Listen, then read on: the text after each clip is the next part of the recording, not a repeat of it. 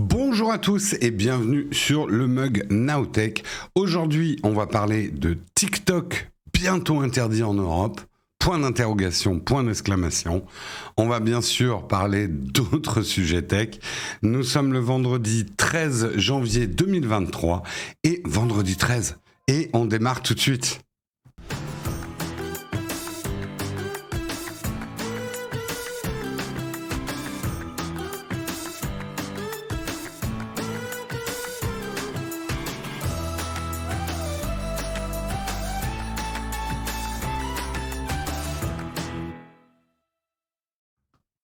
On est vendredi 13, je viens de percuter, mais c'est bon. Nous, on a déjà eu notre inondation. On l'a eu en avance. Hein, on a eu une avance sur malchance. C'est bon, j'habite. J'habite. Comment vous allez bien ce matin? Pensez à jouer au loto ou pas? Le loto étant un impôt indirect. Hein? Vous pouvez pas d'un côté demander une diminution des impôts et d'un autre côté jouer au loto. Pour moi, il y a une incohérence. Parlons-en.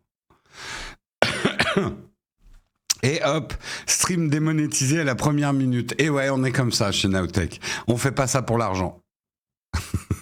Chabip, très bon Bistro Pixel, je garde. Une forme de défiscalisation, le loto. Bah, regarde bien. Mais Dieu Sam. Il y a un seul gagnant au loto.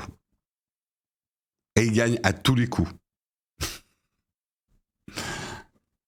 Un impôt volontaire. C'est à se demander quand même. C'est à se demander les méthodes de vente de jeux de hasard. On y reviendra justement en fin d'émission quand on parlera de TikTok. C'est intéressant. C'est la Française des Jeux le gagnant. Ouais. Bah, regardez déjà comment les loteries et les lotos ont été inventés. Pourquoi ils ont été inventés? Non, mais si tu te sers de l'argent dégrévé d'un impôt pour le mettre dans le loto. Oui, c'est ce que je dis. Ça s'appelle un vase communicant.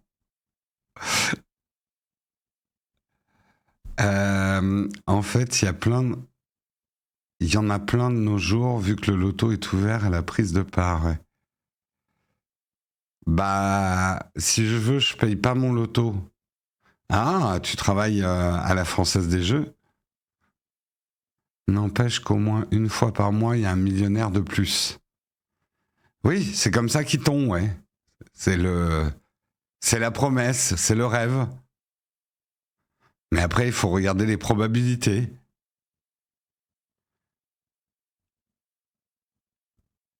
Ah oui, énormément des bénéfices vont à l'État, même si c'est à moitié privé, la Française des Jeux. Le grand gagnant, c'est l'État. C'est un impôt indirect, hein, le loto. Hein. Vous pouvez me le présenter comme vous voulez, mais c'est un impôt indirect.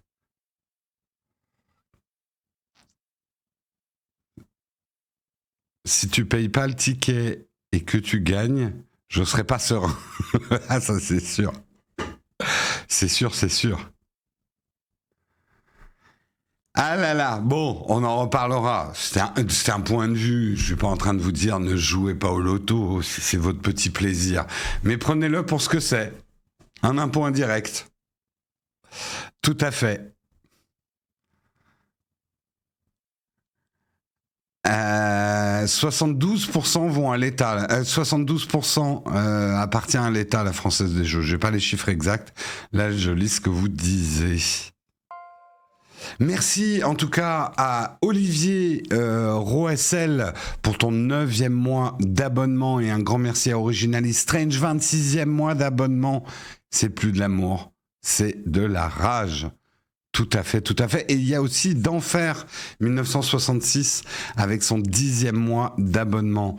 Un grand merci à vous. Regardez, ces trois braves qui poussent le train de la hype à eux tout seuls ce matin, qui est toujours en gare. Je tiens à le signaler quand même. Allez, c'est parti. On va regarder le sommaire du jour. Promis, on ne parlera pas du loto. C'était juste mon gravier d'introduction. Bizarre le gravier d'introduction. On va parler de la bonne idée d'Elon Musk du jour. Twitter veut mettre en vente 1,5 milliard de noms d'utilisateurs inactifs. Il nous faudrait presque un jingle. La bonne idée Musk du jour, ou la Muskerade du jour. Nous parlerons également de Steve Jobs. Steve Jobs qui était formellement opposé. Eh bien, pourtant, Apple préparerait le premier Mac tactile. On y reviendra. Une vieille histoire chez Apple. On parlera d'Intel Unisson. Joli mot, Unisson. Intel Unisson, l'app qui permet de synchroniser son PC et son smartphone, qui est disponible. Et spoiler, ça marchera avec l'iPhone, a priori. On parlera également des AirPods Max. Déception, pas de nouveau modèle attendu avant 2024. On parlera également de la surprise du jour. Amazon Prime récupère toutes les séries HBO et plus encore. Canal+ pleure des larmes de sang. Nous parlerons, en parlant de larmes de sang, du bateau Ubisoft qui prend l'eau et de nombreux jeux boivent la tasse. Un titre très créatif de Clubic. J'ai oublié de citer les autres titres de presse, je les citerai pendant les articles. Et nous terminerons donc avec une tartine. TikTok peut-il être interdit en France ? Nous nous poserons la question. Voilà pour le programme du jour, j'espère qu'il vous va, j'en ai pas plus. Et on lance tout de suite le Kawa.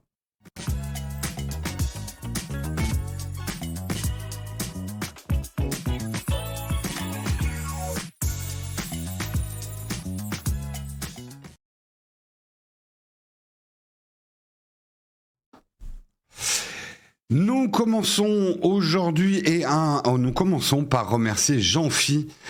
Jean-Phi pour son 8e mois d'abonnement. Bonjour à toi Jean-Phi et merci aux contributeurs du jour. On commence effectivement avec le premier article, la muskerade du jour, la bonne idée d'Elon. Twitter veut mettre en vente 1,5 milliard de noms d'utilisateurs inactifs. Twitter recherche économie et revenus, c'est leur obsession du moment. Selon certaines sources internes, citées par le New York Times, les systèmes d'enchères en ligne pourraient être mis en place et il serait possible d'acquérir des comptes. Ces derniers prendraient la forme de mots, de chiffres ou de chaînes de caractères. Tout ceci n'est pour l'heure qu'au stade de projet, rien n'indique quand et où ça sera mis en place. L'idée du grand ménage du CEO, c'est d'éliminer les comptes inactifs. La manœuvre permettrait de libérer 1,5 milliard de noms d'utilisateurs à $1 pièce, se pose le journaliste de Mac Forever comme question. Tous les noms ne trouveront pas preneur, mais quelques noms d'utilisateurs, comme des personnes connues, des marques ou des noms populaires, peuvent avoir une réelle valeur marchande.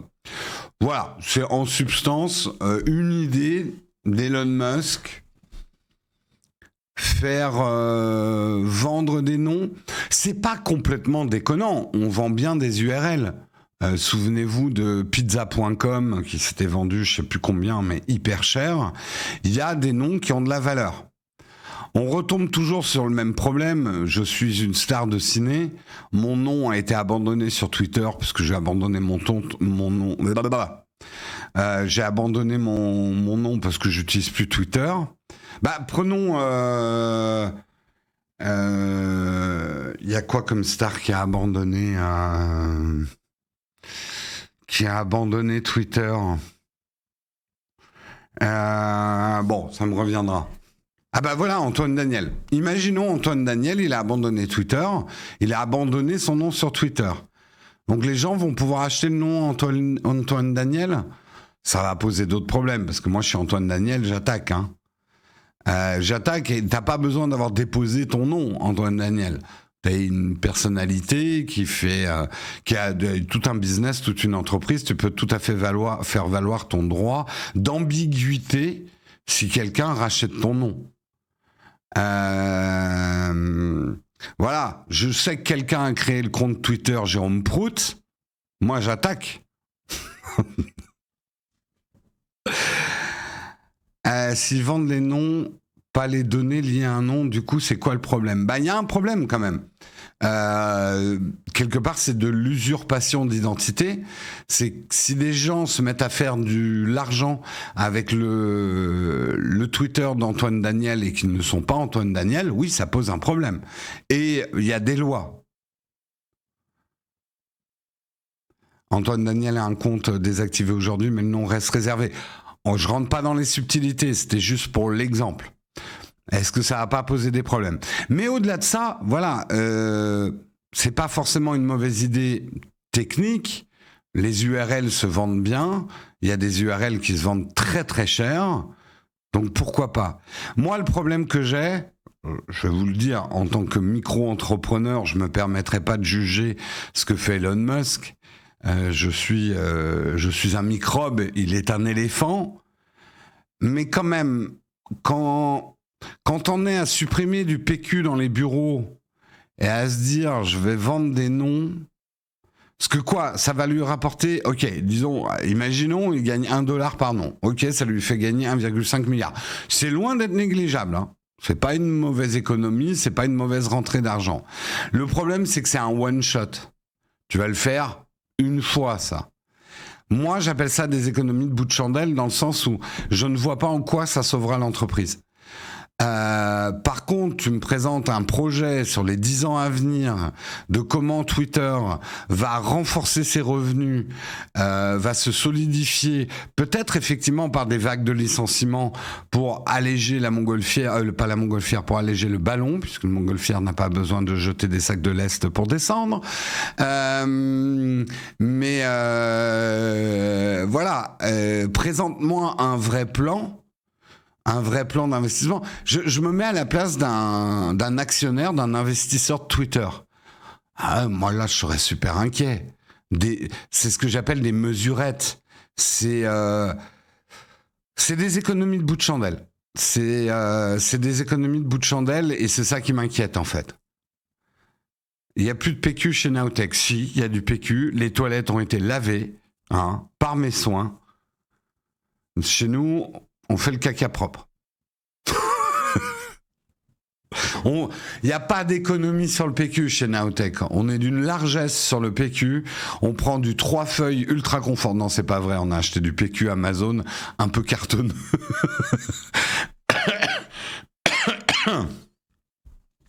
La valeur de Twitter augmente d'1 milliard du coup. Non, pas du tout.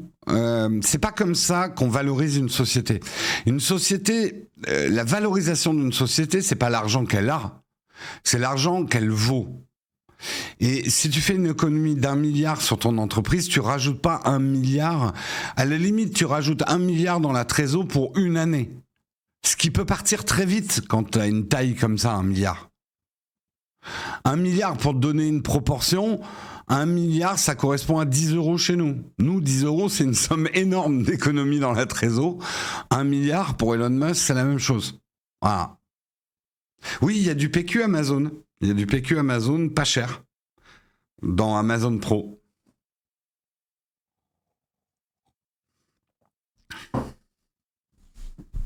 On manque de pécule, mais pas de PQ, tout à fait. On a un budget PQ chez Nowtech qui est incroyable. Moi, sur mon contrat de travail, je veux qu'il y ait marqué PQ quadruple. Ah non, désolé, c'est pas woke, le PQ 4 feuilles. Là, ça devient vraiment du gâchis pour l'environnement. Donc, on t'embauchera pas, Nitro. Désolé. Merci d'avoir joué. T'as racheté le PQ de chez Twitter en solde. Excellent, excellent. Allez, on passe à l'article suivant. C'était donc un article de Mac Forever. Nous passons à un article de Numérama. Steve Jobs était formellement opposé à cette idée et pourtant Apple préparait le premier Mac tactile. Aïe, aïe, aïe, aïe, aïe. Après une courte période de temps, vous commencez à fatiguer et après une période plus longue, votre bras a envie de tomber. Cela ne fonctionne pas, c'est une catastrophe ergonomique. C'est ces mots qui ont été prononcés le 20 octobre 2010 à l'occasion de l'une des dernières conférences de presse. Steve Jobs avait mauvais choix de mots. Steve Jobs avait enterré toute possibilité pour Apple de lancer un Mac avec un écran tactile. Les surfaces tactiles ne veulent pas être verticales. 12 ans après, Apple écoute toujours ses conseils, alors que le marché des PC propose des ordinateurs tactiles depuis longtemps. Apple s'est toujours opposé et continue de critiquer la technologie publiquement. Eh bien, selon l'extrêmement bien informé Mark Gurman de Bloomberg, le premier MacBook Pro tactile serait programmé pour 2024. Que s'est-il donc passé ? Souvent interrogé sur la question, Apple s'est souvent montré extrêmement critique envers les PC tactiles, parfois avec des déclarations mémorables. On se souvient de la comparaison entre les Microsoft Surface et de la fusion entre un grille-pain et un réfrigérateur. Pourtant, ces dernières années, plusieurs signes prouvent qu'Apple s'interroge sur sa fermeté. Est-ce qu'on a raison de ne pas faire des Macs tactiles ? Sur Mac, Apple a tenté de prendre une route alternative pour le tactile avec la Touch Bar et le flop qu'on connaît. Abandonné finalement en 2021, il s'agissait d'une ligne tactile sur le clavier pour afficher les raccourcis. Progressivement, Apple rapproche l'iPad d'un Mac. On en parle chaque année. Cet iPad est-il un Mac ? Maintenant qu'il a un clavier, qu'il a un trackpad. Mais pourquoi on ne peut pas faire tourner macOS sur un iPad ? Alors là, l'article nous dit c'est un aspect, par exemple, sur lequel Windows a beaucoup d'avance. Je suis pas tout à fait d'accord, parce que moi, l'aspect tactile de Windows, ça m'a jamais convaincu. Mais loin de jamais convaincu, quoi. C'est tactile, mais c'est pas pour ça que c'est agréable à utiliser. C'est d'ailleurs souvent ce que je pense de cette espèce de fusion d'un OS fait pour une souris ou un trackpad et d'un OS fait pour le touch. Je dis souvent dans mes tests, et je continue à le penser, qu'Apple fait les choses avec une certaine élégance. Un iPad reste un iPad, même si on lui donne de plus en plus de fonctionnalités d'un Mac. Ça reste une interface optimisée pour le tactile, pensée pour le tactile. Et moi, macOS sur mon iPad, ça me fait pas du tout fantasmer. Mais je suis peut-être un vieux con, je suis peut-être une minorité. Je sais que chaque année, vous êtes de plus en plus nombreux à fantasmer d'avoir macOS sur un iPad ou d'avoir iPadOS sur un Mac, ou que les deux se mélangent. Moi qui suis un gros utilisateur de l'iPad tous les jours, 80% de ma journée se passe sur iPad, je ne veux pas ça, personnellement. Alors, est-ce que je prendrais quand même, j'ai aussi un Mac, hein, mon config de travail, c'est un MacBook Air et un iPad Pro. Il m'arrive très souvent de cliquer sur mon écran de Mac. De toucher mon écran de Mac. J'ai tellement l'habitude d'utiliser mon écran d'iPad. Est-ce que j'achèterais pas un Mac parce qu'il est tactile ? Mais est-ce que j'utiliserais un écran tactile sur un Mac ? Ponctuellement.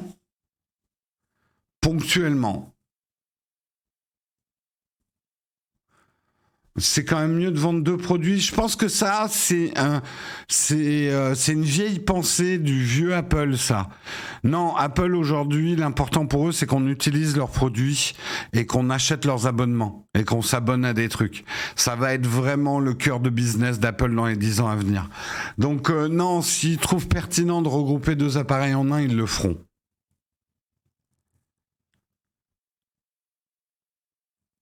Enregistrons ces paroles, nous les confronterons. Non, mais je suis sceptique. Et là encore, je connais ma capacité parfois à m'entêter sur des choses. Je suis là à vous dire macOS sur un iPad, j'en veux pas. Faut voir. Mais macOS tel qu'il existe actuellement sur l'iPad, ça serait un vrai bazar, en fait. C'est ça que je veux pas. Non, vraiment, sur Newt, je suis pas d'accord avec ce truc, vendre deux produits 2 fois plus d'argent. Tu te fais beaucoup plus d'argent en vendant un abonnement qu'en vendant un produit, parce que là aussi, on est dans du one-shot. Et Apple, aujourd'hui, ils ont la même stratégie d'ailleurs que Microsoft. Ils sont plus à cette espèce de vente des années 90 à forcer la vente des produits. Ce qu'ils veulent forcer comme vente, c'est les abonnements aujourd'hui. C'est ça le vrai enjeu stratégique. Donc, je suis pas d'accord avec vous en fait.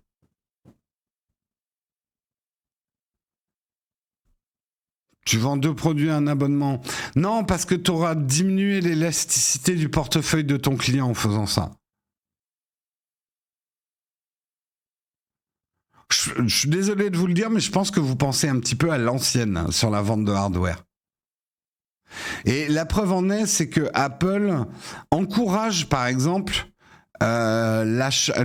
Ils l'ont dit dans la dernière keynote, acheter des produits seconde main, des produits Apple seconde main. Une entreprise qui t'encourage à acheter du reconditionné, c'est une entreprise pour qui il est plus important que tu utilises leurs produits que la marge qu'ils vont faire sur des produits neufs, en fait.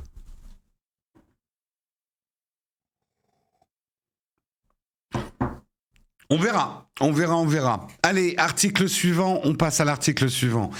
Intel Unisson. Moi, je trouve que c'est un joli mot, unisson. Nous chantons à l'unisson. L'app qui permet de synchroniser son PC et son smartphone est disponible. C'est un article de CNET France. Initialement prévu pour fin 2022, c'est finalement maintenant qu'Intel décide de sortir son nouveau logiciel Unisson pour le public. Cette application, annoncée en septembre dernier, sert à faciliter l'interaction entre les téléphones et les PC. Concrètement, il permet d'interagir avec un smartphone depuis son ordinateur. Grâce à Intel Unisson, il est par exemple possible de gérer des notifications, des appels et des SMS de son mobile depuis un PC. Ça fait 1 milliard d'années qu'on fait ça sur Mac. L'outil permet aussi de partager des fichiers ou de visualiser des photos stockées sur son téléphone. Incroyable comme fonction. Toute l'année, on se prend dans la gueule. Android, il l'a fait avant. Sur Windows, ça existe déjà depuis 20 milliards d'années. Alors, pour une fois que les utilisateurs Mac peuvent dire, nous, on fait ça depuis 10 millions d'années, on va en profiter. Voilà. La bonne nouvelle, c'est que ce logiciel fonctionnera aussi bien avec un smartphone Android qu'un smartphone iOS. Dans les deux cas, il faudra en revanche un PC qui tourne sur Windows 11. Donc les Windows 10 marchera pas. A priori, un petit peu comme les fonctionnements des trucs Apple, ça utilisera la liaison Wi-Fi ou Bluetooth. Un petit peu comme les liaisons Apple. Wi-Fi quand il y a, Bluetooth quand il n'y a pas, ou Bluetooth pour validation, etc.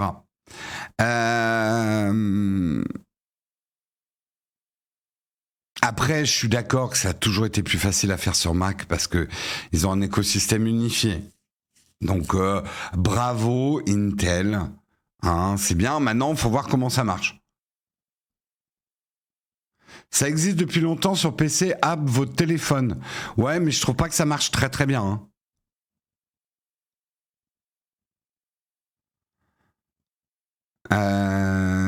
Souvent, ton téléphone n'est pas compatible, il est trop vieux, t'as pas le bon. Enfin, moi je l'ai fait un synchro. Je trouve pas que ça marche de ouf, quoi. Après, vous allez me dire, oui, mais Jérôme, tu sais pas utiliser Windows. C'est la preuve que Windows n'est pas intuitif aussi.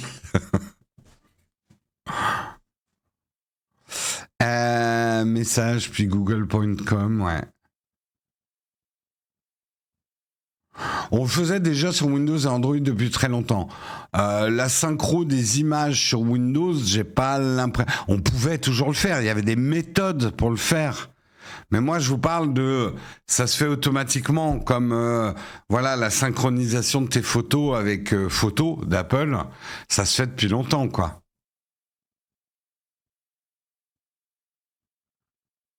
Ça marche avec mon vieux téléphone du boulot qui a 5 ans.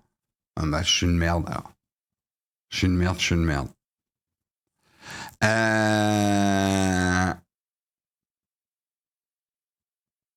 Synchro Samsung vers PC. Je suis jamais arrivé à faire marcher cette synchro Samsung. Ah, je vais vous dire, mais vous allez dire, mais Jérôme, t'es nul, peut-être. Mais à chaque fois qu'on doit prendre des photos d'un Android pour les utiliser sur un Mac, alors il y a ce logiciel à installer sur le Mac, ça, c'est un bordel pas possible. À une époque, je trouvais ça tellement chiant qu'en fait, je synchronisais tout sur Google et je récupérais les images compressées pour nos tests d'Android à travers Google Photos, quoi.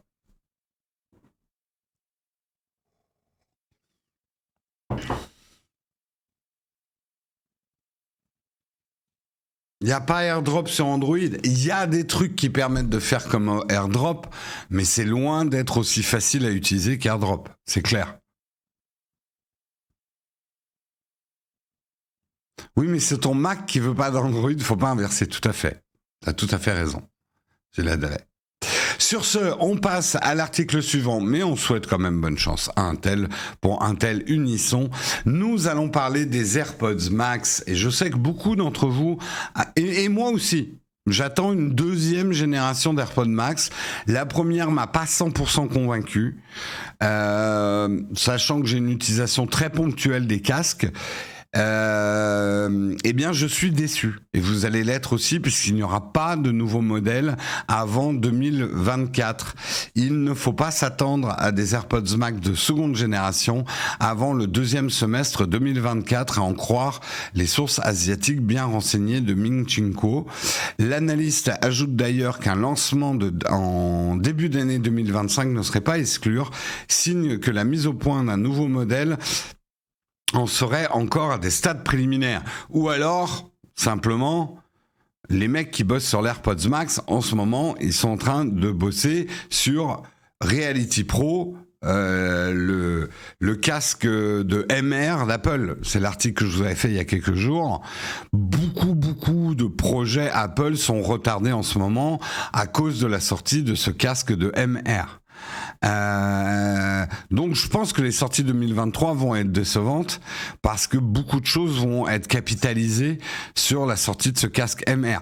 S'il a lieu, hein, pour l'instant, et ça je dois l'ajouter, Apple a plutôt pas mal protégé la sortie de ce casque MR. On n'a pas beaucoup d'infos. Hein.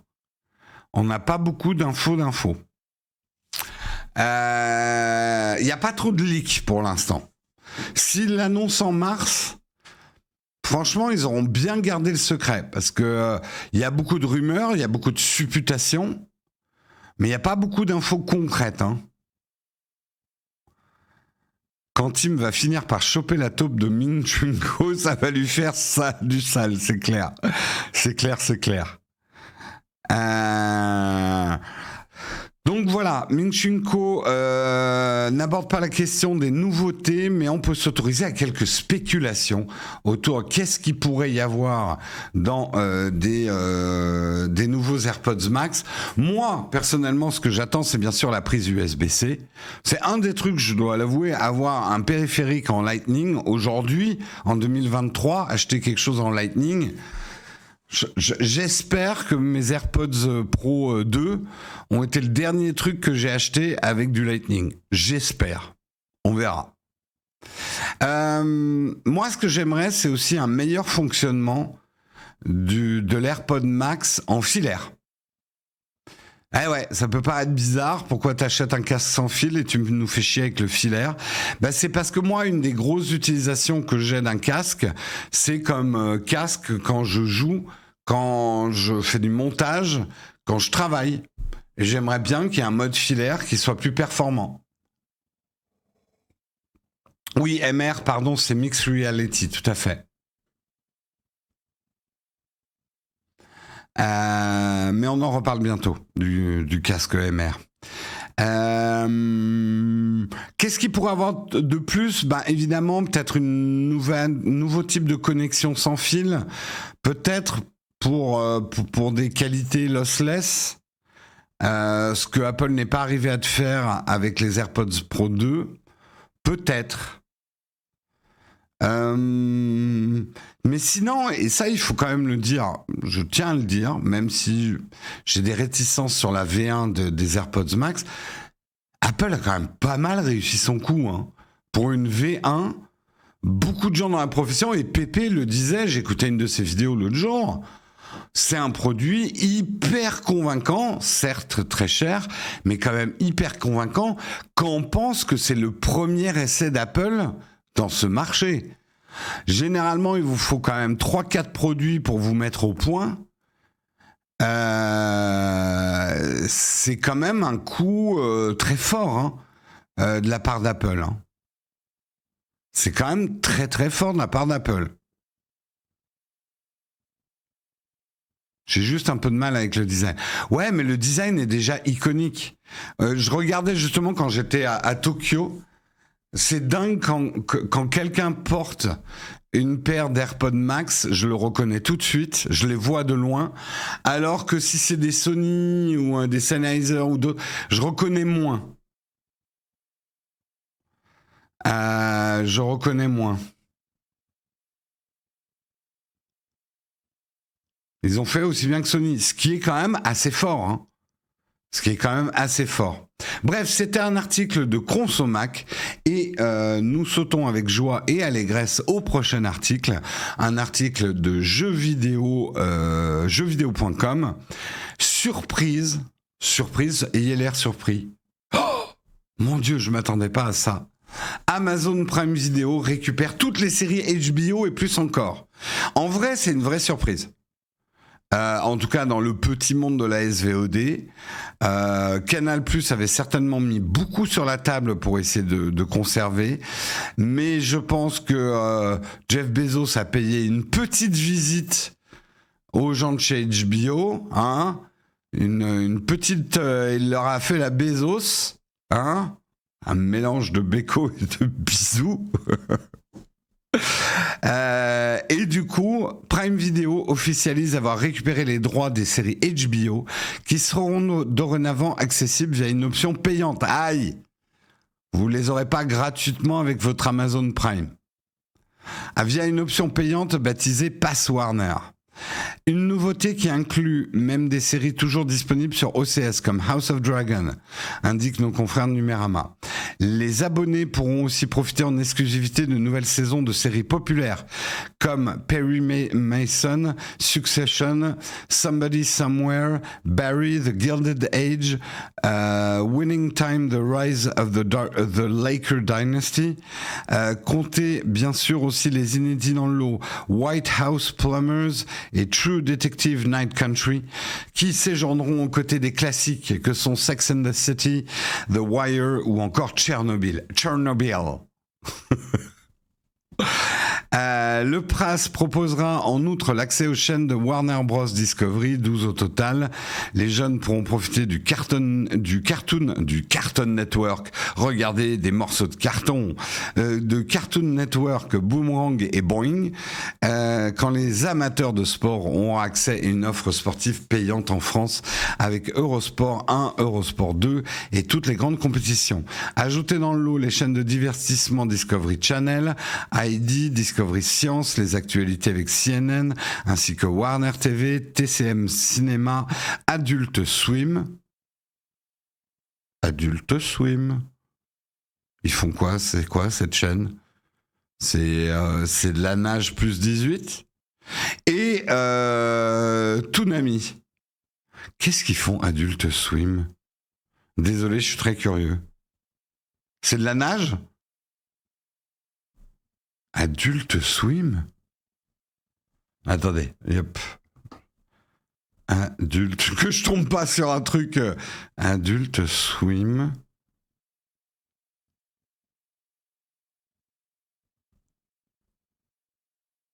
Ah, d'accord, ok. Oui, oui. Adult Swim, il y a Rick et Morty et tout ça. D'accord. Je connaissais pas. Il y a Rick et Morty. C'est en gros des animés, des dessins animés, peut-être des séries, mais adultes, en fait.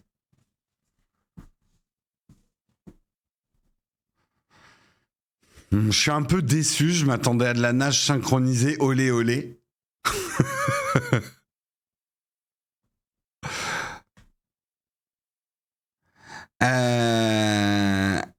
Drôle de l'offre payante passe en nerf, c'est pour énerver les primeurs. C'est vrai que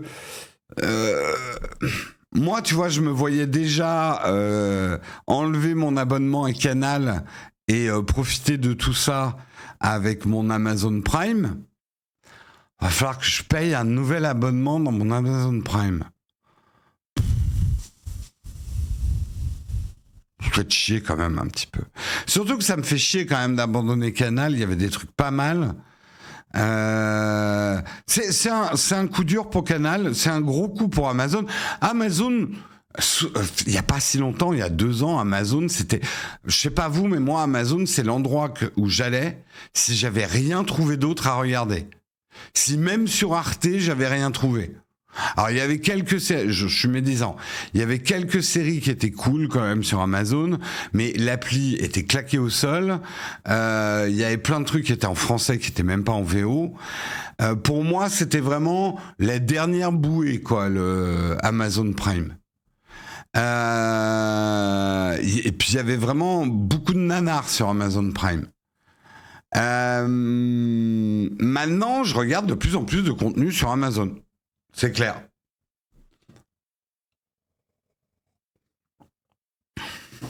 Alors, Netflix, je trouve que Netflix est en train de reprendre du poil de la bête. Depuis Emily in Paris, non, je plaisante. Netflix se défend quand même encore pas mal. Disney, à une époque, je disais, oh putain, mais Disney, il y a tout. Mais là, Disney, en ce moment, il y a rien, quoi. J'ai tout regardé ce qu'il y avait d'intéressant sur Disney. Il faut que je termine Andorre, mais à part ça, j'ai aucune raison d'aller chez Disney en ce moment. Je trouve que là, Disney, pareil avec Apple TV, il y a des séries extraordinaires. Pour nous, la meilleure série de l'année, elle était sur Apple TV. Mais le rythme de sortie des séries, je pourrais m'abonner 3 mois par an, quoi, en fait. Oui, je dis Disney. Pour ceux qui ne me connaissent pas, je dis Disney. Et je vous... Voilà. Alors, on n'a pas encore le prix de cet abonnement. C'est une bonne question que vous posez. On n'a pas encore le prix. Mais j'avoue que ça me fait chier de rajouter de l'argent. Alors, je sais qu'Amazon Prime, c'est quand même très généreux. J'ai accès à tout un tas de choses. Je peux d'ailleurs accorder mon Prime à ma chaîne Twitch favorite. Hein? Je sais pas vous, mais voilà, accorder son Prime à sa chaîne Twitch préférée... Moi, je trouve que c'est une super idée, mais ça va, j'en ai fait assez. Une chaîne Twitch à conseiller, oui, Nowtech, ils sont excellents. Excellent, ponctuel, là, tous les matins. C'est quand même du beau, c'est quand même du lourd. Et d'ailleurs, j'en profite pour remercier NEI pour son 18e mois d'abonnement. Merci Chapi pour ton Prime, faites comme Chapi. Merci Patitus pour ton Prime, 7e mois d'abonnement. Merci Face à Diablotin 02 pour ton 22e mois d'abonnement. Merci JB4564, ton 25e mois d'abonnement. C'est plus de l'amour, c'est de la rage. Merci à vous les contributeurs. Des fois ça déborde un peu, mais c'est ce qu'on aime. Mais oui, vous adorez les graviers, vous adorez ça. Disney a des séries exceptionnelles comme The Bear, Flonflon, tout à fait d'accord. The Bear, t'as aimé aussi? Ah, j'ai trouvé ça génial. C'est presque la première série sur la cuisine rock'n'roll quelque part. Et ça parle de cuisine, mais en fait, on s'en fout. Enfin, je sais pas, mais elle est géniale, cette série. J'ai adoré. J'ai adoré The Bear. C'est du lourd, quoi. C'est vraiment du lourd. Ça n'a rien à voir sur les ours, hein, par contre. Ça parle pas du tout d'ours. J'étais très, très déçu. C'est un prétexte, la cuisine, mais il traite quand même de la cuisine. Et ce que je trouve très intéressant, parce qu'on a toujours tendance à l'oublier, surtout ces derniers temps, on est dans la sublimation de la cuisine, c'est cuisinier artiste. On oublie à quel point la cuisine est un métier dur, on se crame les doigts, les règles d'hygiène sont drastiques, on sort de là crasseux, on transpire, on a chaud, enfin c'est un métier hyper difficile. On parle en ce moment avec les retraites des métiers, effectivement, où on vieillit plus vite que d'autres métiers, c'est une évidence. Pour moi, la cuisine en fait partie. C'est un labeur, les horaires, les week-ends, tout ça, le stress, faut quand même nourrir plein de gens au même moment. Je sais pas si déjà chez vous, vous avez essayé de cuisiner pour plus de 4 personnes. Bon, déjà, il faut pouvoir recevoir. Mais dès que tu cuisines pour plus de 4 personnes, fournir tous les plats chauds en même temps, c'est un putain de casse-tête.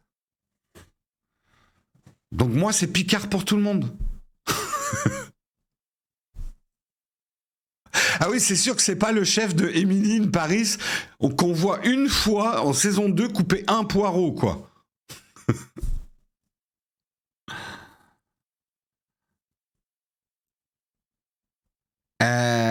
Micro-ondes pour tout le monde, et voilà, hein. Vous me faites pas chier, c'est froid. Bon, c'est fait pour être servi froid. T'es pas content? La porte, c'est là. Les gens sont ravis d'être invités à manger chez moi. Non, mais en vrai, regardez The Bear. C'est incroyablement bien filmé, incroyablement bien joué. Gazpacho pour tout le monde. Il est froid, mon gazpacho. Connard. Bah, il y a chaud dans le mot, hein. Ça devrait être chaud, un gazpacho. La raclette. Ah, la raclette, c'est la solution à tous les problèmes. Moi, j'adore faire à bouffer. Mais il faut savoir jongler. Quand t'as beaucoup de monde, il y a certains plats en plus, quand il faut dresser dans une assiette, t'as intérêt à être bien organisé et à avoir une cuisine avec pas mal de plans de travail. Et ça, à Paris, c'est un challenge de faire à bouffer à beaucoup de monde parce qu'en général, on a des petites cuisines. Hein. Dans le gazpacho, il n'y a pas chaud. Tu as tout à fait raison, Cyril. Tu as tout à fait raison. Bref, revenons quand même à l'article.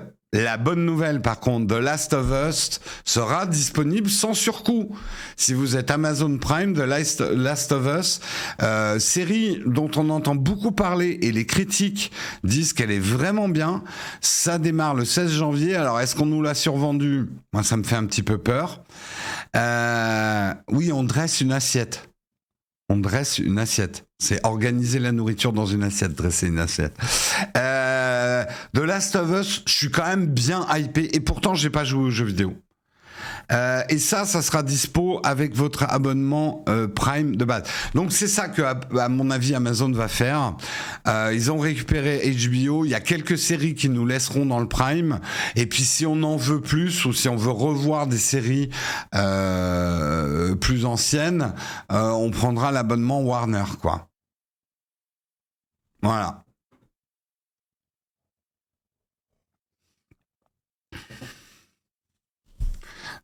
Perso, je dresse mes assiettes en leur apprenant à donner la pâte. La pâte, les pâtes, ils donnent les pâtes, non? Je suis fatigué, moi aussi.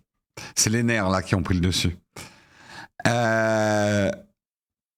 Moi qui pensais arrêter mon Prime, et c'est toujours le cas. Tu ne vas pas arrêter ton Prime chez Nowtech quand même. C'est pas ça que tu es en train de nous dire. Ou tu vas le remplacer par un sub. C'est ça que tu es en train de nous dire, Néo.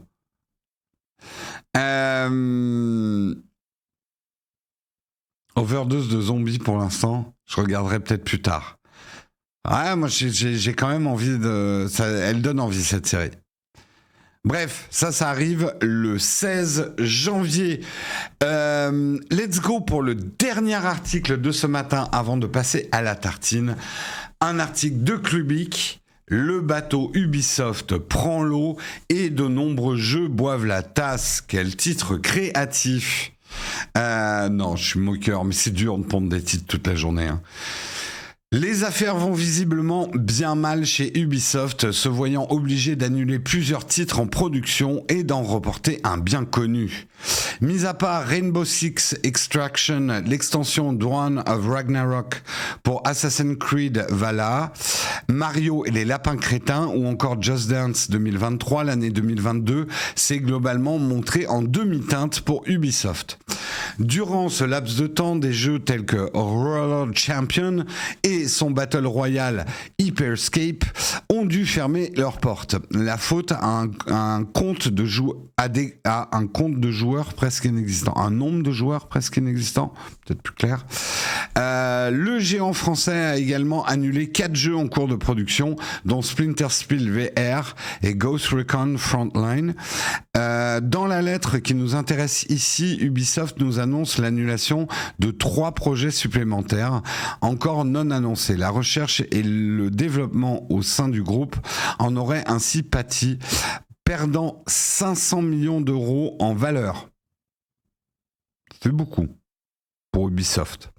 Ubisoft évoque en effet une focalisation de l'industrie du jeu vidéo autour de marques très fortes, portées par des jeux et leurs suites tenant sur une longue durée, diverses plateformes et avec différents modèles économiques. En gros, le marché du jeu vidéo devient de plus en plus comme le marché du cinéma, où finalement il n'y a que les grosses licences que les gens vont vraiment voir, les gros blockbusters, et il y a très peu de place pour l'innovation, les nouveaux films et les nouvelles licences. Et ça, c'est triste. C'est triste, mais c'est une réalité, ma bonne dame. Mais c'est triste quand même. Au lieu de développer de nouvelles licences, la firme estime donc que la stratégie la plus viable est de développer ses licences majeures telles que Assassin's Creed, Ghost Recon ou encore Far Cry. Cette emphase renforcée autour des jeux libre-service serait également au menu. Vous savez, c'est un peu comme Nowtech, quand Nowtech fait plus de vidéos sur Apple que tout le reste. C'est triste, parce qu'on couvre moins tous les sujets de la tech. Mais si on le fait, c'est pas toujours par plaisir, c'est aussi pour survivre, vu que les gens vont beaucoup plus regarder des vidéos Apple. Mais genre, beaucoup plus. Apple, c'est un peu notre Assassin's Creed, quoi. Donc,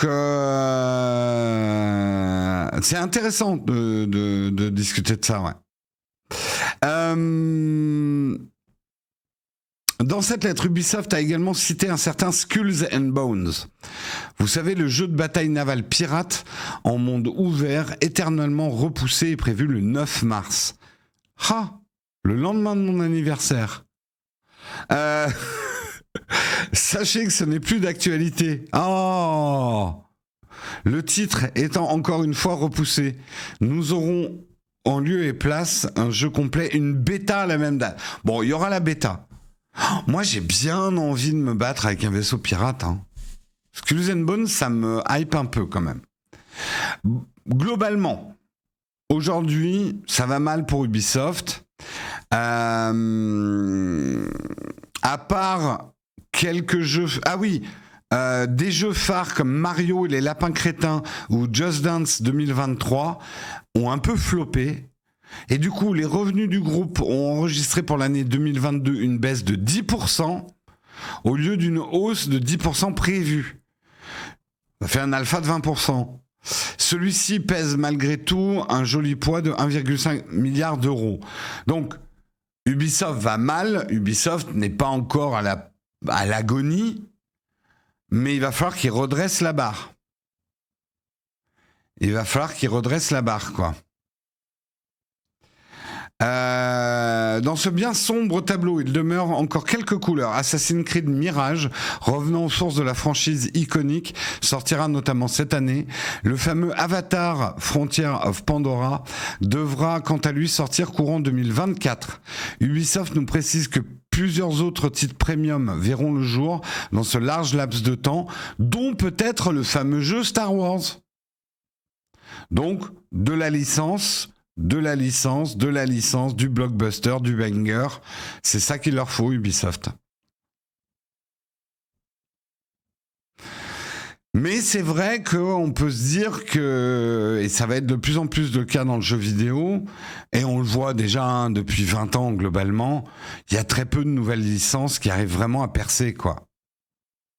Pas de nouvelles de Beyond Good and Evil 2.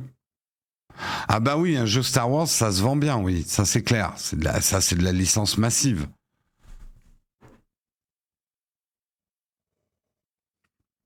Stray, c'est bien vendu, mais c'est quand même des chiffres anecdotiques, quoi.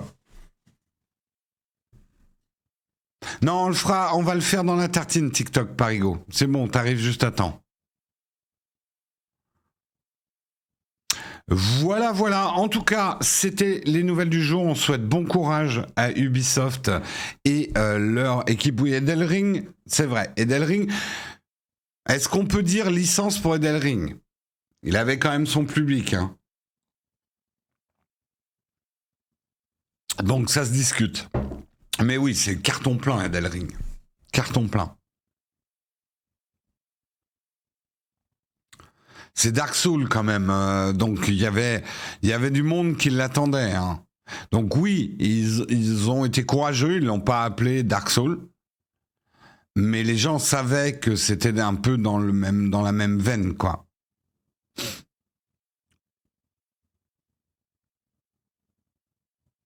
Oui, les jeux les plus joués sont déjà sortis depuis 5-10 ans, tout à fait.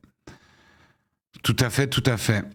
Allez, c'était la fin des articles du jour.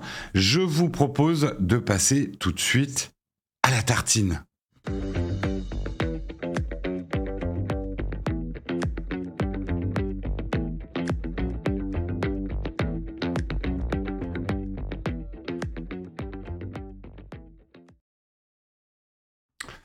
La tartine, elle est là, elle est bien beurrée et on en profite pour remercier Emidi pour ton 5e mois d'abonnement. J'ai pas vu si le train de la hype avait démarré. Il a pas démarré, hein, le train de la hype.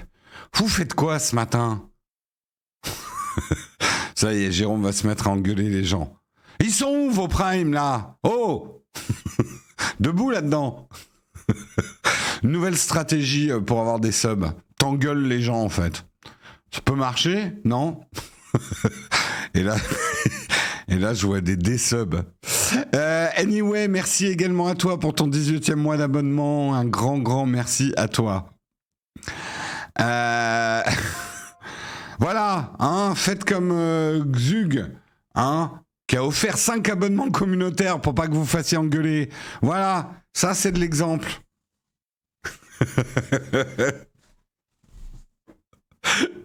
Le pire streamer de France, il engueule sa communauté. On peut se désub? Ah bon? Voilà, remercier Xog, il m'a calmé. En fait, je devrais faire ça. Moins vous subez, plus je m'énerve. Donc pour maintenir calme, vous avez une solution. Merci Artelis qui pense à ma pression artérielle et qui a offert un abonnement communautaire. Un grand merci à toi. Grand, grand merci à toi. Mais on veut des giveaways à base d'iPhone. Je suis nul en business model, mais à ce point quand même. Eh chef, on a enfin fait du bénéf. Vas-y, achète des iPhones, on va les donner. Merci Ramirez Gomez pour ton 3e mois d'abonnement. Merci Original Strange qui offre 5 abonnements communautaires. Le train de la hype est en approche. Il est 9h50, 8h50. Il est 8h52 et le train de la hype est enfin en approche. C'est-il pas beau ça? C'est-il pas beau? Je serais curieux de voir Jérôme arriver. Ça arrive pas souvent, mais c'est pas beau à voir. C'est pas beau à voir. La menace, ça marche en fait, Olek. Bah ouais. Pourquoi on essaie de faire de la séduction? La menace, ça marche. Hein. Allez, on va parler effectivement du sujet de la tartine parce que j'aimerais bien avoir votre avis. On va faire l'article, c'est un article de Presse Citron. TikTok peut-il être interdit en France? Personne n'a pu passer à côté du phénomène TikTok. L'application de vidéos courtes, d'abord plébiscitée par les plus jeunes, a fini par conquérir toutes les tranches d'âge. TikTok, c'est 3,5 milliards de téléchargements dans le monde au premier trimestre 2022. Plus de 1,5 milliard d'utilisateurs actifs mensuels dans le monde, 15 millions en France, 7 millions d'utilisateurs quotidiens. En 2021, TikTok a enregistré un chiffre d'affaires de 58 milliards de dollars. C'est le chiffre d'affaires, mais quand même. Parce que je pense pas qu'ils ont tant de dépenses que ça. Et pour être actifs, les utilisateurs sont actifs. En 2022, le temps moyen passé sur l'application était de 95 minutes par jour par utilisateur. C'est 4 fois plus que Snapchat, 3 fois plus que Twitter, 2 fois plus que Facebook et Instagram. Dommage qu'on n'ait pas les chiffres par rapport à YouTube, mais bon, ouais. Plus significatif encore, les enfants de 4 à 15 ans sont restés environ 75 minutes par jour sur TikTok. 87 minutes pour les jeunes américains. Voilà pour le côté pile. Maintenant, parlons du côté face, la face obscure. TikTok sur la sellette aux États-Unis. Côté face, l'application du géant chinois ByteDance interroge, notamment sur la collecte et l'utilisation des données, mais aussi sur les méthodes de modération, notamment auprès des jeunes utilisateurs. Aux États-Unis, les politiques se sont emparés du dossier. Les élus conservateurs accusent TikTok d'être un outil d'espionnage ou de propagande au service de Pékin. Pas encore interdite sur tout le territoire, une loi vient tout de même d'interdire son installation sur les appareils des fonctionnaires aux États-Unis. Une mesure forte qui pourrait donner suite à une interdiction généralisée de l'application sur le territoire américain. Et ils rigolent pas forcément, là, les Américains. Certains songent très sérieusement à interdire TikTok aux États-Unis. Qualifié de fentanyl numérique, le fentanyl est une drogue à propriété analgésique opioïde vendue comme un substitut à l'héroïne en Asie. Le fentanyl, oui, on dit peut-être plutôt fentanyl. Par le député américain Mike Gallagher,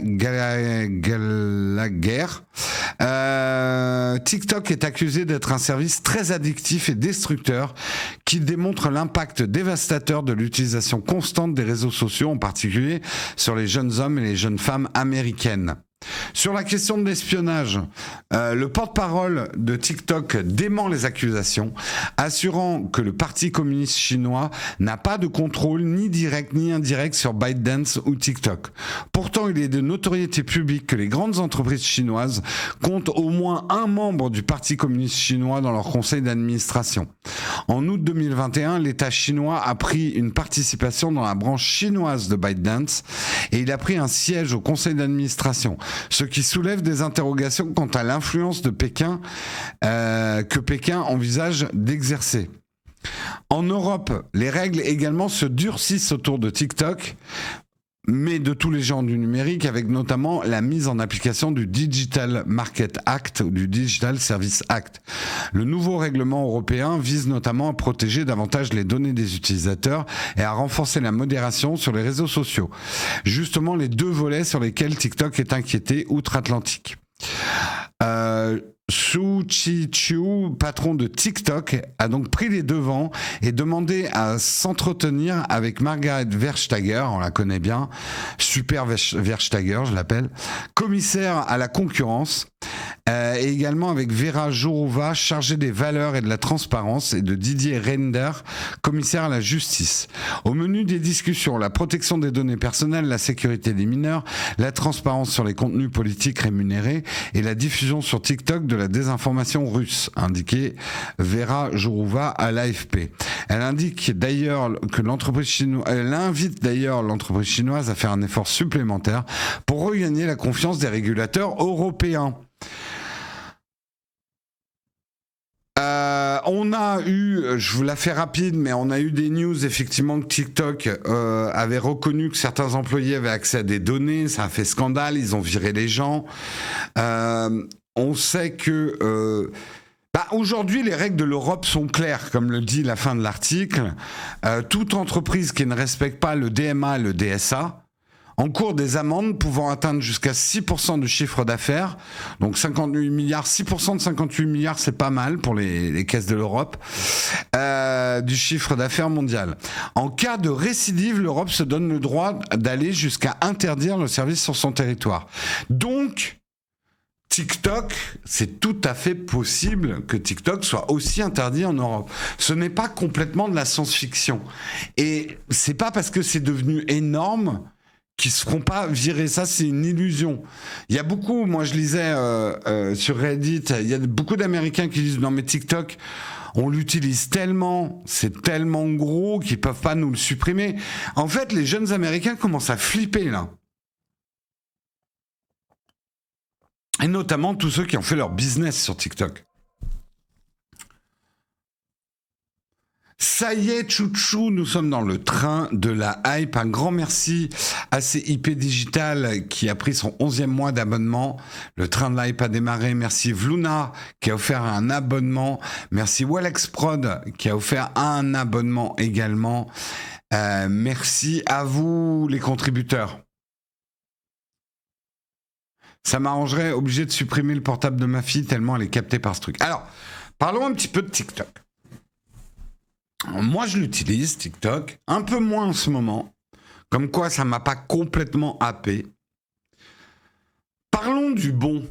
Parce qu'il y a du bon aussi. On a toujours tendance à envisager ce qu'on craint uniquement en parlant du mauvais, mais je suis fondamentalement convaincu que si on ne parle pas des bonnes choses, on peut pas vraiment affronter le problème. C'est un peu comme, je vais le dire, faisons l'analogie avec la cigarette. La cigarette, on peut focuser tout son discours sur toutes les saloperies qu'il y a dans les cigarettes et tous les produits chimiques et à quel point ça tue, tout le négatif de la cigarette ou de la drogue. Mais si on n'essaye pas de comprendre à quel point c'est attirant, pourquoi on devient addict, si on n'arrive pas à comprendre les mécanismes de l'addiction, on ne peut pas vraiment éradiquer le problème. Et les drogues, cigarettes, drogues, tout ce qui crée des addictions, il faut comprendre qu'avant tout, si ça crée une addiction, c'est que c'est ultra bien fait, ça fait du bien, ça donne des sensations agréables. Et c'est ça qui est dangereux, justement. Et TikTok, c'est pareil. En fait, TikTok, tu passes un bon moment sur TikTok, tu vois des choses hyper variées, hyper intéressantes. Moi, je regarde énormément de trucs sur la cuisine en ce moment sur TikTok. J'apprends des tonnes et des tonnes de choses. C'est fascinant. J'ai l'impression presque de m'injecter de l'Internet. Vous voyez ? Je m'injecte de l'Internet à haute dose et des connaissances à haute dose. Il n'y a pas que des petites nanas qui dansent sur TikTok. Ça, c'est une vision de vieux de TikTok ou de quelqu'un qui ne l'a pas utilisé. Il y en a beaucoup. C'est vrai. Mais même là, il y a des choses intéressantes. Je m'expliquerai. Mais par contre, les gens partagent leur savoir de manière incroyable. Mais toi, t'es pas pareil, tu arrêtes quand tu veux. Ah non, je suis le premier conscient. Par contre, et c'est là, pour moi, la partie sombre, c'est plutôt alors, je m'explique. Optimiser un algorithme pour rendre un réseau social avenant où on a envie d'aller, why not? Mais là, en fait, ils ont transformé du chanvre en crack, quoi. Si on reste dans le vocabulaire des drogues. Ils ont transformé une drogue douce des réseaux sociaux en drogue dure. Ils ont tellement optimisé leur algorithme que ça pose des problèmes, c'est évident. Moi, alors je le dis, la communauté européenne ici rassemblée, je pense qu'il faut légiférer sur les réseaux sociaux, pas en les interdisant. Mais il y a certaines choses, on connaît maintenant les mécanismes, il faut les interdire. Par exemple, j'aimerais qu'on commence par interdire le scroll infini. Un scroll doit être fini. On doit revenir au vieux système des pages. Je ne dois pas pouvoir, sur TikTok, scroller à l'infini. Il y a un moment, il faut que ça s'arrête. Quitte à ce qu'il y ait un geste de plus à faire pour passer à la suite, je veux pas non plus... Si j'ai vraiment envie de passer 3 heures sur TikTok, je veux pas qu'on m'empêche. Mais c'est trop facile avec le... C'est un peu comme un jeu de roulette infini. Vas-y, un peu plus de dopamine. La dopamine. Et il n'y a pas... Il y a aucun frein. Donc ça, par exemple, c'est une mesure qu'on pourrait tout à fait imposer. Voilà, un bouton voir plus au bout de 10 vidéos, par exemple, oui. C'est pas une mauvaise idée. Mais c'est le genre de choses que nous pourrions imposer à ces réseaux sociaux. La deuxième chose que j'aimerais qu'on impose aux réseaux sociaux, c'est une vraie transparence sur pourquoi TikTok me recommande telle ou telle chose. Alors, ils l'ont un peu fait, cet exercice TikTok. On peut quand même Ils ont expliqué un petit peu comment fonctionnait l'algorithme, mais pourquoi vous voyez telle chose, c'est parce que vous avez regardé telle chose. Mais je veux qu'à tout instant, je puisse de manière claire et compréhensible cliquer sur quelque chose que je viens de voir pour comprendre pourquoi je l'ai vu.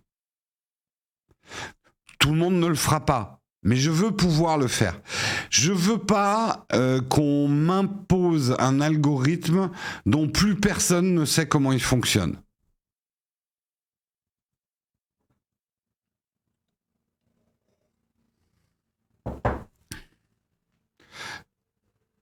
Mettre un timer sur l'app qui la bloque.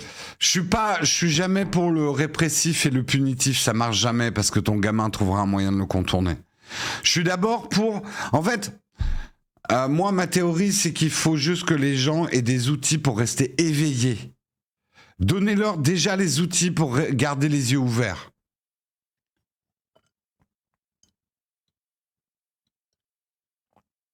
Mais oui, c'est le problème des nouveaux algorithmes. Même en interne, ils ne savent plus comment ça fonctionne. Et ça, c'est tout à fait des choses qu'on peut imposer à ces putains de réseaux. On est des États ou merde? Hein, l'Europe? Oh! Hein? Arrêtez de croire que vous êtes une crotte et que vous n'avez aucun poids face à TikTok. Et allez, des outils pour rester woke, la propagande.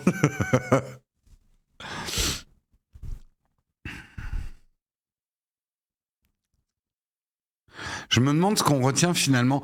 Alors, je vais te dire, Amigator, moi je parle de mon exemple.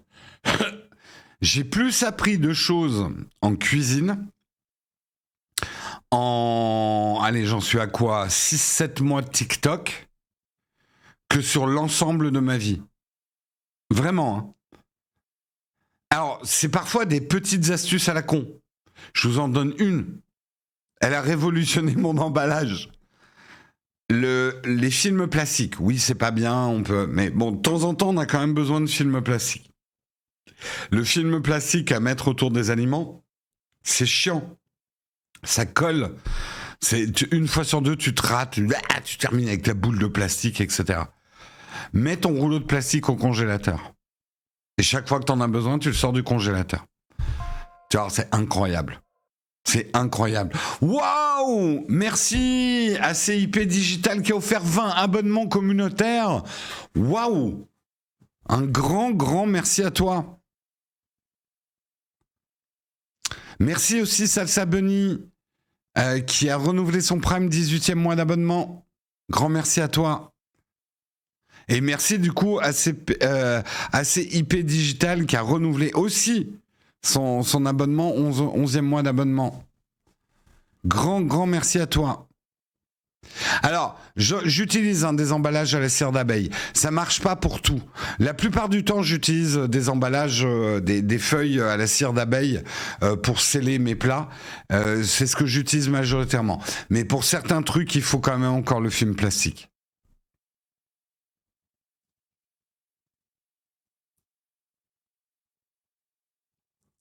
Six mois de TikTok, on va faire des photos avant-après, comme les messages de santé publique.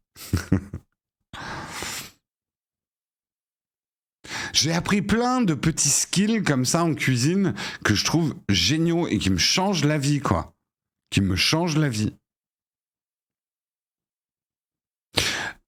On m'a offert à Noël des poêles en inox. Avant, j'avais des poêles Tefal. Mais en fait, les poêles Tefal, c'est pas génial. Et ça cuit pas. C'est pas des poêles très épaisses, donc ça cuit pas très bien. J'ai de l'induction chez moi. Donc je me suis fait offrir des poêles en inox. Et ceux qui ont fait ce passage-là savent qu'au début, l'inox, il y a tout qui attache. C'est pas facile à utiliser, c'est chiant à nettoyer. Ben c'est simplement, je savais pas utiliser une poêle en inox et c'est TikTok qui me l'a appris. Il y a le coup de la goutte d'eau, en fait. Et je l'ai appris sur TikTok. Si vous avez des poêles en inox, je vais vous donner cette astuce TikTok, enfin cette méthode TikTok. Quand tu as une poêle en inox, tu la mets sur le feu sans rien, même pas d'huile, même pas de matière grasse, rien du tout. Et tu jettes une goutte d'eau dedans. Si la goutte d'eau, elle fait une goutte d'eau et qu'elle fait des bulles, genre elle s'évapore, c'est pas encore bon. C'est quand la goutte d'eau, quand tu la jettes dans la poêle, elle va former une bille d'eau et qu'elle va se mettre à rouler dans ta poêle. Là, c'est assez chaud pour que tu puisses mettre un petit peu de matière grasse. Et je te garantis, là, tes trucs ne collent pas. Et je suis arrivé à faire un œuf au plat dans ma poêle en inox, alors qu'avant, j'y arrivais pas.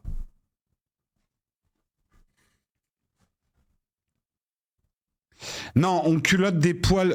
Alors l'inox, tu peux la culotter un peu, mais on va plutôt culotter des poêles en acier et ce genre de choses. Les poêles en fonte et tout ça.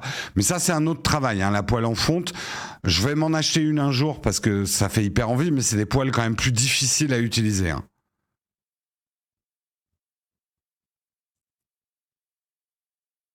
Tu mets de beurre ou de l'huile après, ça dépend. Parfois, je mets un mélange beurre-huile, un peu pour avoir le goût du beurre. Et en plus de l'huile et du beurre, ça évite au beurre de brûler. Mais voilà, on va peut-être pas parler cuisine, hein, les gars. La fonte, les meilleures poêles, c'est la fonte. C'est quand même super dur à utiliser la fonte hein, correctement. Et les poêles à culotter, je comprends que les cuisiniers utilisent ça, c'est leur job. Après, il faut pas oublier que la cuisine du quotidien, c'est pas votre boulot. Voilà.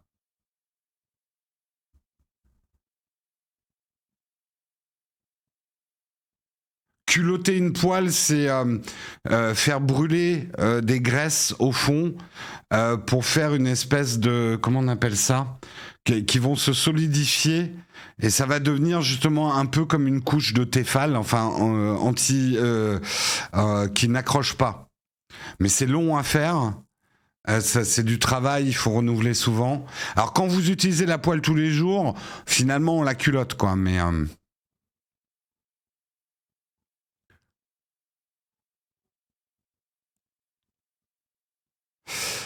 partons pas trop dans les discussions de cuisine parce que tout le monde a un level différent de cuisine. Moi d'ailleurs, je suis une chaîne YouTube que j'ai plus le nom mais que je trouve génial en ce moment où le mec dit ça va les gars, lâchez-moi la grappe, je suis pas un cuisinier, c'est pas mon boulot.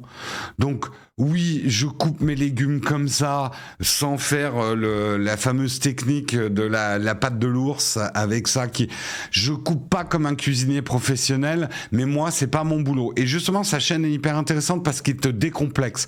Le problème, c'est que dès qu'on parle de cuisine, t'as des gens très experts qui vont vous, mais tu n'as pas clarifié ton beurre. Et tu as tout à fait raison, il faut clarifier son beurre. Mais il faut démocratiser la cuisine. Ça doit rester un plaisir, en fait.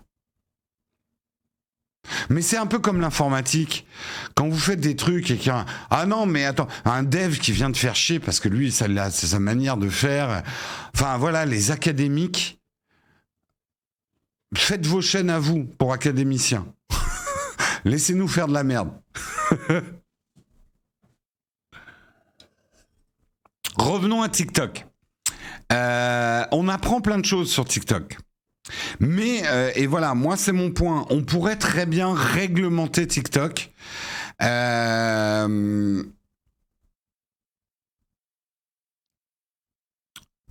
Voilà, on pourrait réglementer les choses. Les règles sont claires maintenant. Il y a eu une période de flottement, mais en Europe, voilà, on a la DMA et la DSA. Tu respectes pas, tu payes. Tu respectes pas une deuxième fois, tu dégages. Et il va falloir qu'on en dégage. C'est pas parce que ces réseaux sociaux, nos enfants les utilisent et qui sont bien et qu'on apprend plein de choses en cuisine, qu'on doit accepter tout et n'importe quoi. On est aujourd'hui à un point de l'algorithme et des réseaux sociaux où on a craqué le code. Des boîtes comme TikTok savent faire un algorithme tellement puissant qu'il peut happer une journée d'activité de quelqu'un sans aucun problème. Et je l'ai vécu, hein, l'après-midi toc-toc. L'après-midi toc-toc. Je l'ai vécu, j'ai passé une après-midi à scroller sur TikTok, fasciné par tout ce que je voyais, j'apprenais, etc. Donc, on sait maintenant que les algorithmes peuvent être dangereux par leur efficacité. Et là, on revient aux analogies de drogue. Alors, on va pas parler de la législation autour des drogues, mais on sait maintenant qu'un réseau social peut être une drogue, et très bien comparé à une drogue. Et on a les moyens législatifs pour limiter les dégâts. Et vraiment, je pense que 2 mesures simples que j'aimerais qu'on impose à TikTok et aux autres, hein, parce qu'on va pas non plus faire des lois spécifiques pour chaque réseau. Le scroll infini devrait être interdit. C'est un objet informatique beaucoup trop dangereux, le scroll infini, et il faut revenir à des scrolls pas infinis, comme vous dites, avec des boutons charger la suite, etc. C'est con, hein, mais un bouton te suffit parfois à arrêter. Le scroll, c'est je peux gagner indéfiniment. Je peux avoir une dose de dopamine infinie. Le bouton va te faire réfléchir une microseconde. Est-ce que je continue ou est-ce que je continue pas? Et ça peut suffire, effectivement, à limiter la casse. Qu'on mette bien sûr des outils pour les parents qui pourront limiter aussi l'utilisation de TikTok. Je suis pas du tout pour l'interdiction de TikTok, personnellement, parce que tu rends le truc encore beaucoup plus sexy en l'interdisant. Mais oui, il faut qu'on réglemente. Il faut qu'on réglemente. Et la deuxième mesure phare, pour moi, mais dites-moi ce que vous en pensez, c'est qu'il y a une totale transparence sur le fonctionnement de l'algorithme. Je ne veux plus entendre cette espèce de prétexte qu'on entend depuis 5 ans. Oula, l'algorithme chez nous, on sait même plus ce qu'il fait. Hein. Il est en roue libre. Pas notre responsabilité. Hein. Oh là, on a un monstre dans le placard, il fait ce qu'il veut. Non. Vous êtes responsable de votre algo, c'est quand même vous qui l'avez mis au début. J'en ai rien à foutre qu'il y ait de l'IA dedans, que vous comprenez même plus comment elle marche. Vous avez un devoir de transparence sur le fonctionnement. À tout instant, je dois comprendre pourquoi on me recommande telle ou telle chose.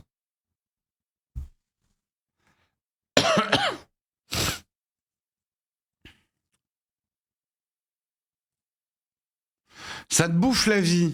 Bah regarde, moi je te dis, j'apprends énormément de choses en cuisine, ce qui me fait gagner du temps quand je cuisine. Non mais vraiment. Donc est-ce que j'ai perdu du temps?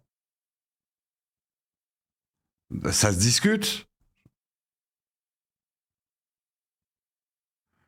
Ouais, ça vous saoule pas cette histoire? Oh, les algorithmes, on les contrôle plus. Mais d'où? Bah reprends le contrôle ou tue-le, vas-y, bah lance-lui une flèche dans la tête et tu m'en refais un que tu contrôles, quoi. C'est quoi ces apprentis sorciers et on devrait accepter ça? Non.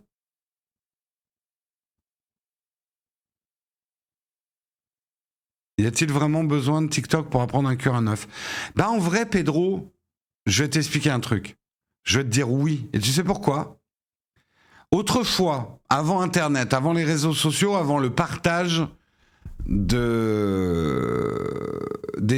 informations entre particuliers, tu apprenais à cuisiner par tes parents. Mais il fallait encore qu'ils sachent cuisiner, qui eux-mêmes l'avaient appris par leurs parents.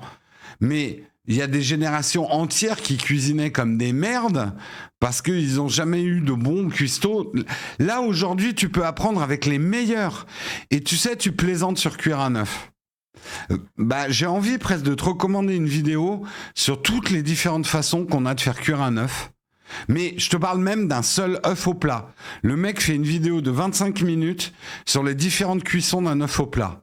C'est fascinant à regarder, t'apprends des tonnes de choses.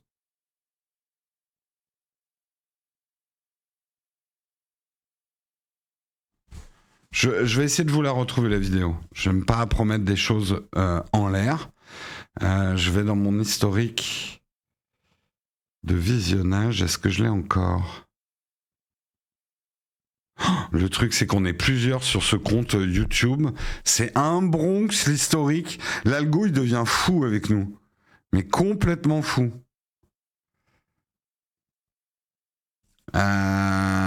Attends, je vais la trouver. Alors, c'est en anglais, hein. Ouais, non, j'arrive pas à la trouver.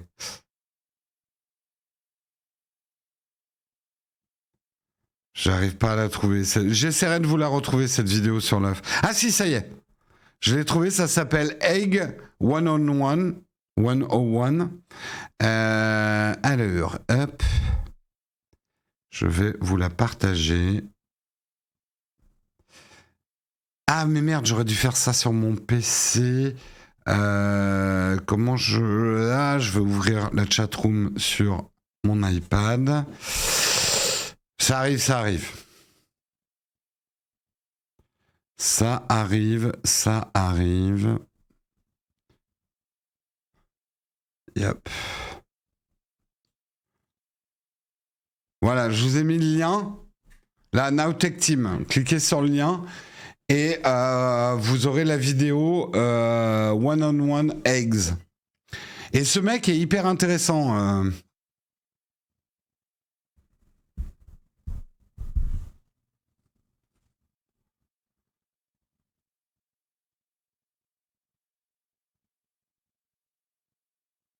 Mais pourtant, toutes les grand-mères savent bien cuisiner. Non, je te jure, moi je suis... Alors, maman, je t'aime. Mais... mais... T'as des habitudes en cuisine, ça va pas du tout. Et tu m'as appris plein de trucs, c'est pas ça qu'il faut faire. Parce que c'est pas bon. Voilà, c'est dit.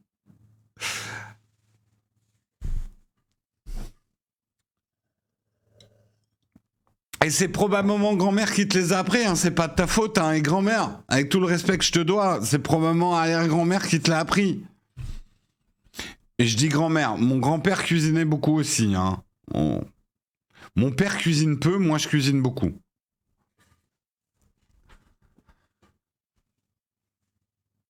Non, alors, là je vous parle de YouTube, mais l'avantage de TikTok, c'est que c'est des petites injections. T'apprends une astuce. Tu vois, au lieu de faire une vidéo où il va t'apprendre 20 manières de faire cuire un œuf, un TikTok, tu vas avoir une manière. Et donc, c'est beaucoup plus digeste, quelque part. Et c'est ça qui le rend TikTok aussi fort, hein. Déshérité en direct après la démonétisation de la chaîne. Non, mais ma mère n'aime pas cuisiner, donc elle le prendra pas mal. Elle le prendra pas mal.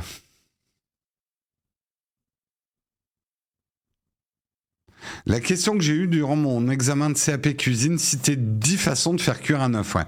Et là, tu pourras pas faire plus fort. T'as 10 façons de faire cuire un œuf au plat.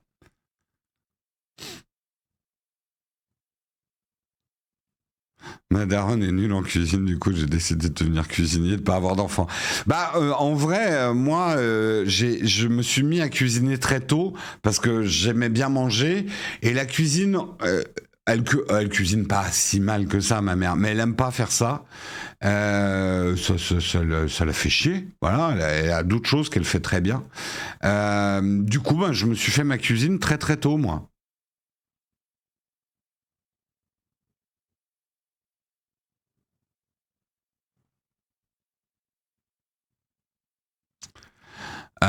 J'oserais pas dire à ma mère qu'elle cuisine mal du haut de ses 75 ans, elle me tuerait. Non, mais je le dis parce que je connais ma mère et je sais elle ne se vexera pas là-dessus, quoi. Bref, sur ce, est-ce qu'on passerait pas au camp de fac? J'ai envie de dire. On va terminer avec un petit camp de fac des familles.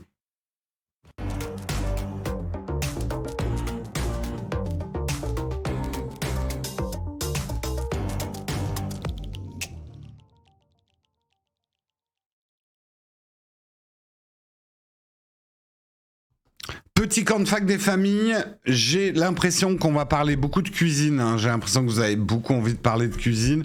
Est-ce que j'ai testé Paramount Plus? Oui, je l'ai testé, je regarde Star Trek, là, la nouvelle série Star Trek dessus, mais je crois que c'est tout ce que j'ai regardé pour l'instant.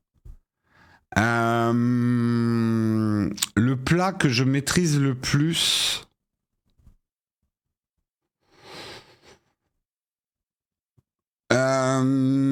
ce que je maîtrise pas mal, c'est la cuisine texane. Tacos, nachos, tous ces trucs-là. Je suis pas mauvais là-dessus. J'en ai fait beaucoup. Moi, je la trouve pas mal, hein, Star Trek Strange New World. Que penses-tu des ampoules Nanolith? J'ai jamais essayé Nanolith. Pourtant, j'en ai dans le placard. Il faudrait qu'on les installe. Donc, je peux pas vraiment te donner d'avis, mais j'ai l'impression que c'est bien. Hein. Certains de mes collègues utilisent ça. Nous, on est plutôt Philips Hue. C'est pas exactement la même philosophie. L'app est un enfer de Nanolith. Ah. Mon plat, la glissade sur sol glacé. Je trouve cette série géniale, mais à partir de l'épisode 6, c'est plus traduit. Aïe! Tu veux dire parce que tu regardes en VF? Ou alors il n'y a même plus la VO sous-titrée? Bah après, c'est peut-être plus dispo parce qu'on est en milieu de saison. Tu sais, il y a beaucoup de séries qui s'arrêtent à l'épisode 6.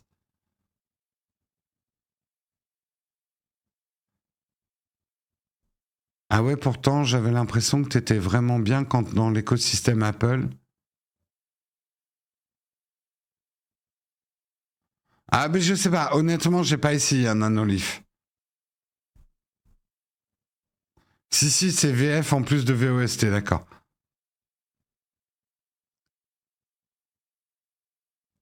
Le cabinet de curiosité sur Netflix, j'ai pas regardé. J'ai pas regardé. J'avoue que j'ai regardé hier soir parce que le documentaire est assez fascinant sur Netflix. J'avoue, hein, c'est mon petit côté. J'aime les faits divers et les meurtres. Non, mais je suis assez friand des faits divers. C'est malsain, mais je tombe assez facilement là-dedans. Et j'ai regardé le documentaire. Vous vous souvenez sur ce mec en 2012-2013? Merde, comment ça s'appelle? Kay, voilà, l'autostoppeur à la Hachette. Kay, l'autostoppeur à la Hachette. C'est une histoire assez folle de l'autostoppeur qui était devenu une célébrité du web et un héros. Et qui 3 mois après s'est fait arrêter pour meurtre.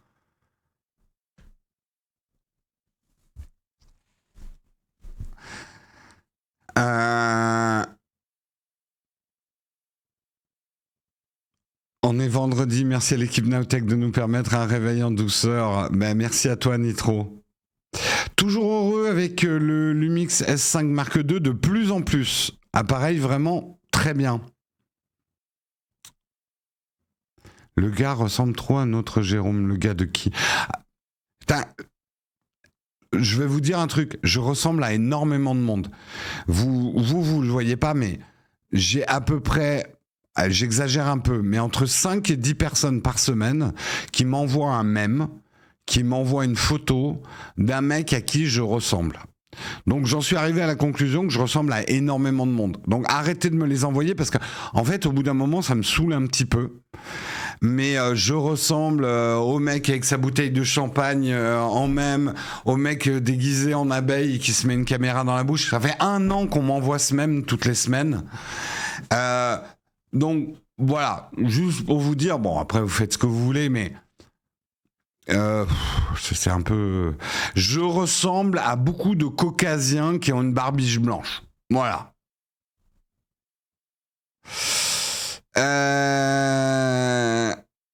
Il y a Vortex. Ouais, il paraît que c'est pas mal, Vortex.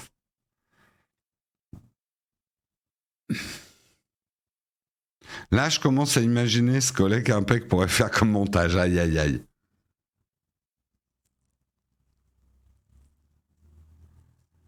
Non, mais je le prends pas mal, mais c'est juste que je reçois toujours les mêmes mèmes, en fait.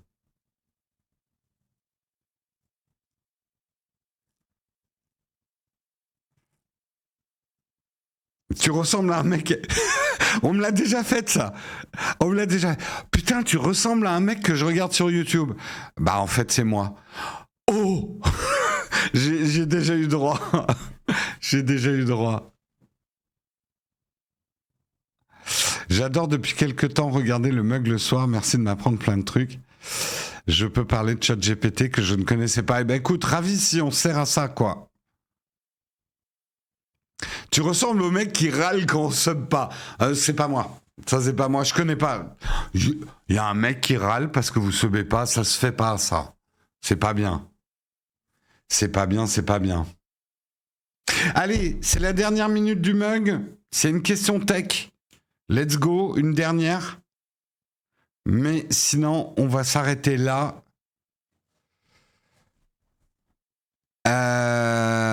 Nowtech va avoir 10 ans cette année. Ouais, je crois que la première vidéo, c'est 2014. Pour moi, c'était pas vraiment le début de Nowtech. C'est pour ça que je mesure pas. Oh, j'ai vraiment pas envie de dire qu'on a 10 ans. Ça me fait chier, ce genre de célébration. Mais bon. T'as oublié ton sub à la maison de demi-tour. Alors, tu reposes ta question. Je vais la prendre, même si on est un petit peu en retard. Mais je te dois bien ça, David Bowie. Je me permets de reposer la question. Quel appareil pour commencer le stream, mais plus quali qu'une webcam? Ton smartphone. Il y a plein de vidéos où nous, j'en ai fait une, comment se filmer seul avec un smartphone, je crois. Tu peux tout à fait... Alors, c'est encore mieux, désolé de te le dire, mais si t'es sur Apple, parce qu'il y a tout un système qui permet d'utiliser ton iPhone comme caméra. La qualité de la caméra de ton iPhone sera supérieure à une webcam. Et ça t'évitera de passer tout de suite à du matériel plus lourd. Donc je te conseille vraiment d'utiliser ton smartphone pour streamer. Comme caméra, hein. Pas tout piloter de ton smartphone, mais utiliser ton smartphone comme caméra pour te filmer, pour streamer. Et Guillaume, hier, a fait un stream en utilisant son iPhone comme caméra de stream. Il n'a pas streamé à partir de son iPhone, mais il a utilisé sa caméra, son iPhone comme caméra pour streamer. Et du coup, tu utilises cette partie-là, hein, pas la caméra de devant, tu utilises cette partie-là, donc les meilleurs objectifs pour streamer. Allez! Il est 9h31, je vous quitte, je vous souhaite un excellent week-end, je vous retrouve lundi matin pour le mug à 8h sans faute. On va bien évidemment faire un raid, il n'y aura pas de gaming ce soir parce que je pars en famille. Ce week-end, on va faire un petit raid.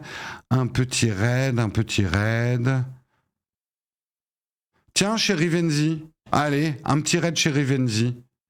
Ça fait très longtemps que je ne l'ai pas fait. Vous lui faites un gros bisou de ma part. Enfin, un petit coucou. On ne se connaît pas directement, Rivenzi et moi. Je vous souhaite une excellente journée à tous. Ciao tout le monde.